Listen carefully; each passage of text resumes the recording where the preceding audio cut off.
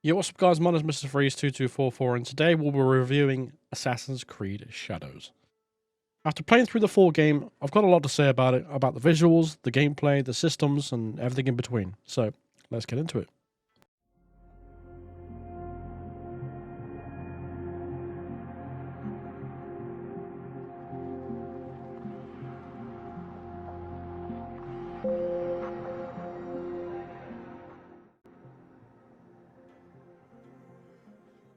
When I first saw this game, man, it looked good. The visuals, the setting, the whole vibe, everything about it screamed potential. It honestly felt like it could have been something really special. But before it even launched, there was already all this controversy swirling around about it. The Japanese public, even parts of the government, weren't exactly thrilled about how their culture was being represented, and I get it. People were worried about the historical respect, the authenticity, and of course, there were the DEI accusations as well, with people upset about Yasuke being pushed into the spotlight in a feudal Japan setting. Now, personally, I think if the story is well written, and it respects the setting without shoving some kind of political message down your throat, then it shouldn't matter. If the game's good, the game's good. Simple as that. And honestly, despite all that noise, I still went in with an open mind, and I wanted to give it a real chance, a fair chance. And you know what? Visually, they absolutely nailed it. The graphics in this game are stunning. Best hair physics I've ever seen in any video game ever. Absolutely breathtaking at times, some of the landscapes. You're riding through these huge open worlds, and the way the light just cuts through the trees, the way the world just feels alive around you, it's gorgeous. The character models look great. The world design feels rich. This is one where... it's one area where it genuinely feels like a next-gen experience. Honestly, if you were just judging this game by the screenshots or the trailers of the landscape and the world, you'd think this was a masterpiece waiting to happen. It's one of the few parts where the game completely lives up to the hype. But then the story hits you. And it's just there. It exists, but it never really grabs you. Characters come and go, delivering lines that feel more like a checklist than a real conversation. You're not pulled into their struggles. You're not feeling their victories or losses. You're just watching it happen from a distance. You just kind of go through the motions, moving from mission to mission, cutscene to cutscene. They built this incredible world and didn't fill it with anything that really mattered or that's very interesting. The lack of character development is a major issue. You talk to people you barely know, and suddenly you're best friends. It just feels forced and hollow. In Rise of the Ronin, you also made allies before big events as well. But there, you actually cared because those characters were fleshed out. Here, it's just nothing. And the voice acting didn't help either. It's not awful, but it's stiff. It's flat. There's a flat delivery, no real emotion behind it, even in the scenes that are supposed to be heavy. Yasuke's voice acting was a little bit better, but nowadays it was flat. Hanzo's, if you see it and you hear it, it's absolutely terrible. The Japanese voice acting, however, was way better, but I stuck with the English for streaming reasons. Resentment can grow quietly without much warning after a storm. Mushrooms can too. Shiitake? This is something Naue would like. Smells like the earth. Back for more mushrooms. They continue to grow with resilience. Oh, brother, this guy stinks! There's no real character depth here. There's just nobody to get attached to, nobody you're rooting for. It feels like they built this beautiful world and forgot to fill it with people that you want to actually spend time with. And that's a huge missed opportunity story-wise, because without you getting hooked or caring about the characters, what reason is there for you wanting to come back and help the characters in the game, and etc., etc.? Story-wise, it was weak. Naoe's mission for revenge just felt shallow, and her relationship with Yasuke was completely unbelievable. One moment he's burning her village down, the next they're best friends because some random kid she just met asked her not to kill him. It just felt forced. Next I want to show you a bit of dialogue that we come across during the game. It's just a side quest that you get given, but I just want you to watch this and I'll come back to it. Are you brave, Shinobi? I like to think so. It's those Tsui and Akiyama samurai. Always getting drunk, causing trouble. Thieves. Everyone. Not all of them. There are some good samurai out there. They stole my only ox. Sold it and spent the profit on new katana to travel us with. And not only that, they threaten other farmers for their livestock. They want our children as collateral. The people here work hard. You deserve to live in peace. Then cut these samurai criminals down. Thin their numbers. I will reward you. I will. With or without a reward. Now, you can understand the situation, but she's tasking you with murdering 100 people. That's literally what the quest is. Take out 100 samurais in the area. And Naoe is just casually accepting this as if it's just a part of her everyday life. Like, she just doesn't care. She's like, yeah, sure. Yeah, I'll take all of them out for you. Some random stranger that I don't know.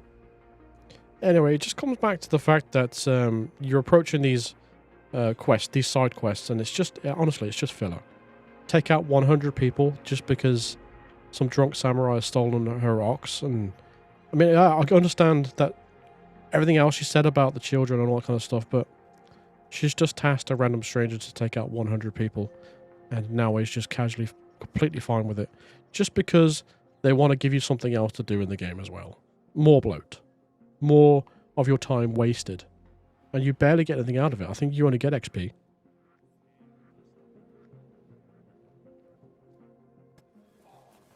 Now, gameplay. Early on, gameplay feels good. You're running around, upgrading skills, fighting enemies, and for a little while you start thinking, maybe this game's not as bad as what people might have thought it would be. And then you realise that nothing really changes after a while. Enemy variety, there's barely any. You'll fight the same enemy types again and again and again, sometimes in the exact same ways.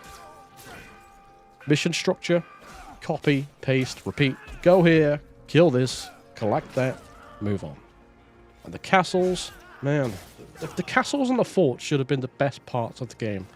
Big, detailed, exciting to explore, but they're just, again, they're just there. You walk through some pretty halls, fight a few guards, hunt down the Daisho samurais, grab a chest or two, and that's it. No real puzzles, no smart layouts, no memorable moments. It's just frustrating. You end up sprinting around murdering everyone out of exhaustion looking for the Daisho samurais, and it just throws stealth out of the window because it just takes too long. You go into the castle with stealth in mind, you start in the day and the night time, and you end up going a full day cycle trying to find these Daisho samurais. And in doing that in the process, you end up just taking everybody out because you just can't be bothered anymore. You just want to get it over with. And you can't unlock the legendary chest until you actually beat them. It's just a pain. And the legendary gear in the chest itself, well, the gear is often not even better than the epic gear that you're wearing. It often looks exactly the same as well. Ends up just being another location you just check off your map. And that beautiful open world you saw at the start, it doesn't feel alive after a while. It starts feeling like a backdrop. A big beautiful painting that you can't really touch. You realise you're just going through the motions and not having adventures. They built this giant map and then didn't add any addicting gameplay loop or anything fun that isn't going after chests or resources, and it just wears you down fast. And if you play as Yasuke, there's even more frustration, because he can't even climb simple walls. Meanwhile, Naoe feels so much better to play. She's faster, she's more fluid, more stylish. Yasuke's combat feels stiff and clunky at times, and it's just, sometimes you can just feel a little bit awkward when you're playing as his character, when you're doing through the combats and stuff like that. It's just not, doesn't feel very good. The progression system, though, painfully grindy. You're constantly gathering materials, upgrading your gear, leveling up, but none of it feels rewarding. It's all busy work. You need resources to upgrade your armor. Cool. Then go farm 10 identical camps full of the same enemies. Then get 2 sets of the materials per run. Do it 15 times if you actually want to progress, though, because that's how long it's going to take. 15 times to upgrade something. There's no joy in it. There's no excitement when you unlock something new. It's just more numbers to move slightly higher after way too much effort. And then the enemies scale with you anyway, so why does it matter? knowledge points are an absolute grind to get, and they are really important as well, because without knowledge points, you can't upgrade your combat skills. And upgrading your combat skills is what's going to make you do more damage. It's going to open you up to more different play styles when you want to enjoy your combat, and add extra moves when you're using different weapons and stuff like that. So knowledge points are incredibly important. And they're a grind to get because they're locked behind shrines, prayer places, kata challenges, and none of them are marked on the map until they're discovered. And the map is way too massive, and it utilizes the fog of war system where the details on the map are obscured until you walk through those areas. Even after climbing viewpoint towers, where you'd think it would open up some of the map to reveal a lot of stuff, but it barely reveals anything. You're left running blindly at question marks that it reveals, hoping you stumble upon what you need. And they're often in the middle of nowhere. The only way to actually get around that is to buy the map pack on the store. But we'll come to that.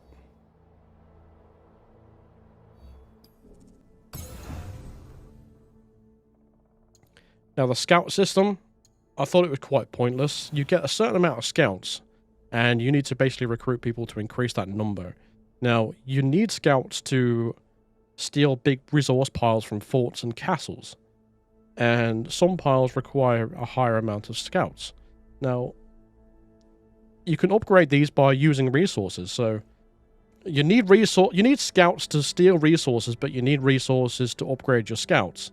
But at the end of the day, the season skips so fast, and it resets the amount of scouts you get back anyway.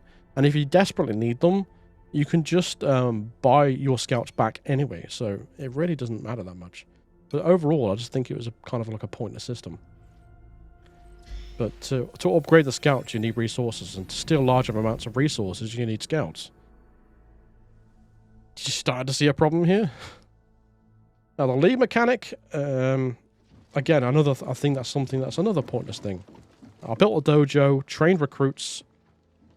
It was never explained properly, so I never cared. Because the game doesn't care to explain anything, I found it a pointless experience to actually invest my time into it. Completely unnecessary. All you'll want to upgrade there anyway is your blacksmith to add engravings to your gear anyway. And then we can move on to this part. The monetization. The store. When I first booted this game up, I was introduced with the screens asking me to purchase Helix credits. Do you want to buy Helix credits? Which is their version of the in-game currency. And I took a look at what's in the store. And instantly we saw map packs, material packs, special cosmetics that look better than anything you'll ever earn naturally in the video game, even an ability that turns Naue invisible after standing still for a couple of seconds. Honestly, it's literally there. It's pay to win. And then it just all clicks. They designed the game to be grindy and frustrating so that people paying real money feels like the fix. They didn't just offer cosmetics, they sold solutions to problems they created on purpose. You're not supposed to grind endlessly to upgrade your gear. You're supposed to get annoyed, open the store, and spend money. It's not a mistake. It's not an accident. It's by design. They created a problem so they could sell you the solution. So they essentially broke their own game just so they could sell you the pieces of it back. And honestly, it's disgusting. In a full-price game, a game with this much talent behind it, adding mobile game mechanics, it's just pathetic. They literally have a monetization director, by the way, for a single-player game. A person whose entire job is exploiting your frustration. It kills the spirit of what the game could have been. Instead of feeling like an adventure, it feels like a product, one that's been sliced up and sold back to you piece by piece. It's just gross, and that's what's going to happen with the DLC too. I guarantee they have basically cut a portion of this game out so they can sell it back to you as DLC in the future. Performance-wise in the game, it runs really smoothly. No performance issues, no stutters or anything like that. Graphics are beautiful. Facial animations, though, it does need a little bit of work, I think. But that's always been a problem with Ubisoft games. Characters' faces, they barely moved. You couldn't even tell if someone was angry or sad sometimes. There was one scene where Naui, I think she was crying. There was no actual tears coming down her face, and she pulled a face that just looked... It kind of looked like, I don't know, a baby that's just been stung by a wasp or a bee or something. I don't know. I couldn't really convey what the emotion she was trying to say until the subtitle says... I think it said Naui cries or something like that. So I wouldn't have known. It just felt awkward watching it. So you couldn't feel any empathy for the character.